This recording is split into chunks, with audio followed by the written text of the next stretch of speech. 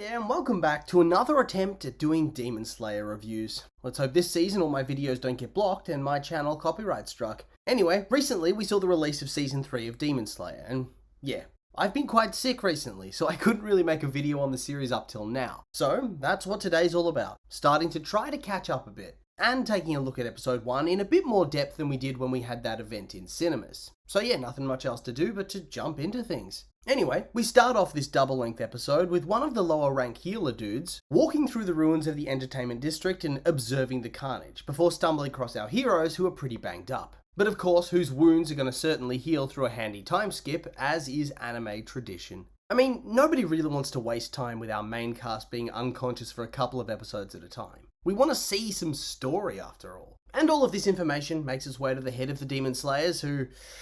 well, he's not looking good, spitting up blood, and I doubt that skin condition he has is good for the body. Like, seriously, what's up with this dude? And then he gives a speech about how they're going to defeat Muzan in this generation and redeem his family. And I guarantee that the head demon, he's going to kill this dude so bad right before the final arc. So he's going to die, never knowing that they're going to win in the end. But all of that just feels like it's wrapping up the previous arc. Just scenes to transition us. Because then we move into the new stuff as we see the demon who killed Rengoku enter the Infinity Castle, and yeah, this whole sequence, one of the coolest, most inventive looking animated sequences I've ever seen. Like, at least in a TV format, and even in films it's almost unrivaled. When he's just free falling through the cityscape, it was a chef's kiss moment. Start to finish, one of the best segments of anime I've ever seen. Reintroduces the character with a bang, makes the world look epic and creepy, topped off with a killer soundtrack.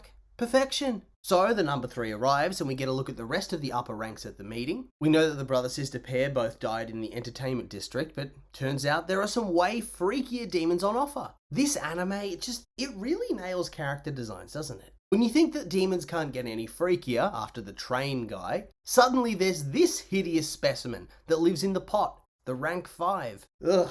Truly disgusting. And then you meet Zenitsu's demon counterpart, the number 4 demon, who's a massive, pathetic coward, and he has a massive tumor on his head as well, which makes him look adequately disgusting. And then there's Doma, number 2, who seems to fill the pretty boy shit-talker type of role, and who is a character that the number 3 seems to hate with a passion. And then there's the number 1, the strong, silent, badass type of character. Muzan then arrives, and he talks some shit at them for a while, and we get some even more amazing visuals, like, look at him staring down the camera through the test tube. The cracks in the glass, the sparkle in the water. Magnificent. So yeah, he's mad because they haven't wiped out the Scarface guy who leads the Demon Slayers yet, and they still haven't found the magic flower. So he yells at them, he threatens them, he rips off the freaky snake dude's head and tells him to work with the coward, which to me seems like they're going to be the potential boss fight of this next arc. And then he leaves. And honestly, this was a really good way to build up the final villain. He's just so cool. Cool and mysterious and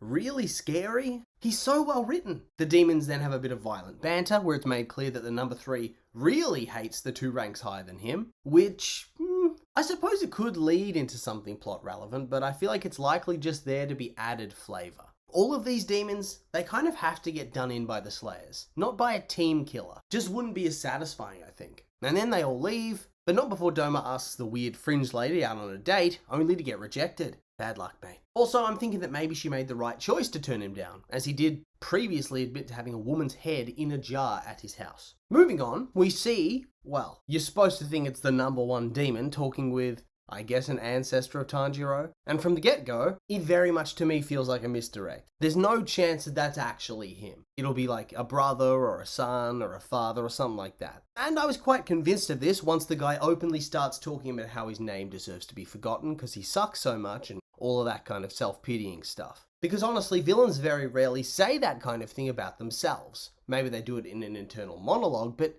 not outright. Anyway, it's a cool scene. Although the husband and wife, they looked way too much like either Tanjiro and Nezuko, or Tanjiro and his mum for my tastes, but sure. I guess we did need to remind the audience that these characters are both related to our modern heroes, but it just felt weird that they both look like that.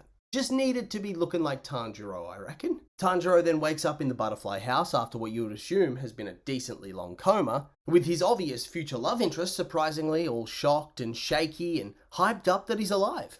Guess she's really come out of her shell whilst the boys are off doing their thing. And yeah, here's where we learn that he's been in a coma for about 2 months, which that's a pretty long time to be out. But in hindsight, having a look at their injuries again, they really did get obliterated, and it is kind of odd that they're even alive at all. We then move on to seeing the cleanup crew medic guy, the one who found them in the entertainment arc. And it turns out that he's conveniently been there for literally every relevant event in Tanjiro's Demon Slayer career. Which, that's pretty impressive, not gonna lie. Dude knows where he's needed. And it made for a funny little gag. Anyway, his plan is to bring cake to Tanjiro so he smells it with his enhanced senses and hopefully wakes up. But it proves to be unnecessary as he's already awake. Which in turn makes him freak out because, you know what, he is actually right here. Tanjiro's been in a coma for 2 months and she just sits with him. She doesn't run and get the doctors, she doesn't do anything, just sits down. I would be pretty mad too. And then the girls all come in, they all say hello, we get a little bit of exposition about Zenitsu and how he woke up the next day after the battle, and that now he's back at work, whilst Lord Tengen was straight up able to walk away from the battle. Dude's a beast. Plot armored perhaps, to still be conscious at all after that, but still a beast. Honestly, it is kind of sus that he's even alive at all. He passed out while he was poisoned. He should be dead. Same with Inosuke. They were both poisoned for ages. But I'll accept it, because then we see Inosuke, who has a freaky moment where he's crawling on the ceiling, and he briefly asserts just how worried he was, mostly by yelling at Tanjiro, calling him a weakling. But then he, of course, is also ushered out, not only of the room, but also probably out of the arc, as we see him run off. And yeah, this whole scene was actually very cute. Not as cute as that random cat also being worried for Tanjiro, but still very cute nonetheless. And here's where we get into the little time skip montage, where Tanjiro slowly gets better. Inosuke goes off on his own mission, and Tanjiro realizes that he has to have his sword repaired because it's been chipped. Because, obviously he broke it again in battle. And what do you know, the sword maker is not thrilled about this at all, having written a number of hateful letters to him. I love that this guy's randomly so angry, just at the thought of having one of his precious swords breaking. Angry to the point that he actually scorns getting more money from the Demon Slayers to make the sword. At least, I assume that they pay these guys for the swords, right? Don't they?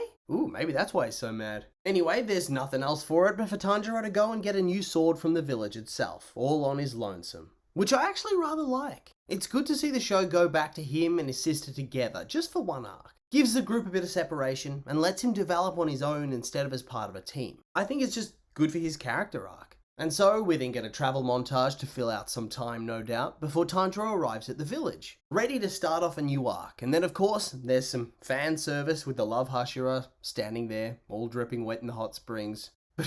And of course, they'll add that in. And then we'll come back to that afterwards, I think. We then see Tanjiro meet the chief of the village, and it turns out that perhaps the reason the guy gets so angry at Tanjiro when he breaks a sword is because the rest of the village is going to judge him for making subpar blades, and he gets scolded by the chief, and in fact, it's kind of implied that they beat him too. Either way, a bit of a plot twist. I liked it. As kind of like Tanjiro was, I expected him to turn up, and for the whole village to just be glaring at him from under their weird masks, all upset that he broke the swords. So this was actually an interesting subversion of those expectations. Well written. Anyway, we then get a bit more fan service. Fan service for literally any type of fan. And then we head inside to see even more subverted tropes. The hero character, he's all polite and eats a reasonably sized meal, and it's the side character pretty girl that eats like a total pig and stacks bowls almost to the ceiling. And I really liked what they did with Tanjiro here, both in this sequence with the food and then also later when he gets the blood nose after she whispers in his ear that there's a weapon in the village that can help him get stronger.